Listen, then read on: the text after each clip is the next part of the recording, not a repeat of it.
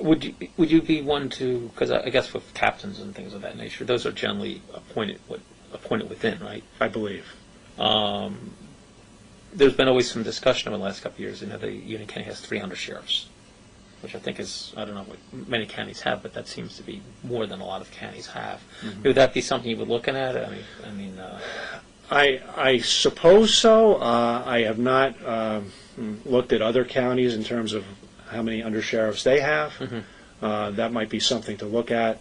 I think any undersheriff should be able to do the sheriff's job in his absence, should he be out of town or out ill or whatever the case may be. I think they should be able to step up and do the job, for whatever period of time.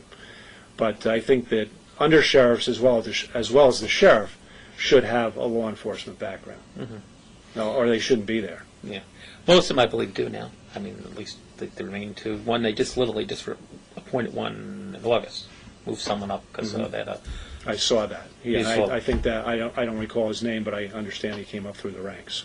Yeah, he came up through the ranks, and the person he replaced did the same, and he was here for years mm-hmm. and just retired at the end of August. So they moved someone up, and then they have another one who is the son of a state assemblyman, but he's been there for a long time actually. Uh-huh. So, but you wouldn't. If you went in to the current undersheriffs, you would still even look at them.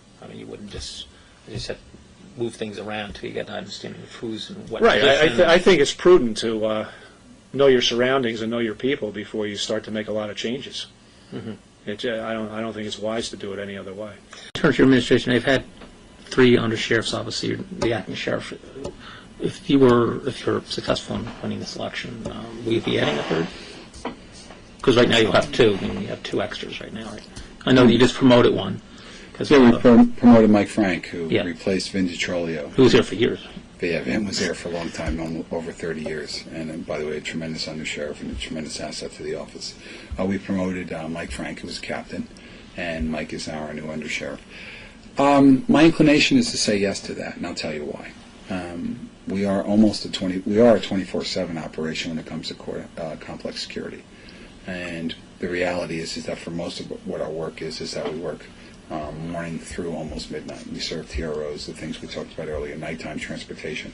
Bad guys don't take weekends off. Mm-hmm. So our systematic setup right now is to have an undersheriff for the evening and 2 during the day. Right now I'm inclined to do that. Is that the way it's been working, or is that different? It's been the way it's been working. Okay. We bring in a guy around noon, we make sure everything is set up for the night, and then they finish up. I'm inclined to leave that. Can't swear to it, because what I'm trying to do is without being too forward in light of the reason that we're here, because of the loss of the sheriff, I do kind of look at it as something where if nighttime is taken care of, daytime, if courthouse complex security is taken care of, and then an undersheriff for the balance, that kind of makes sense to me.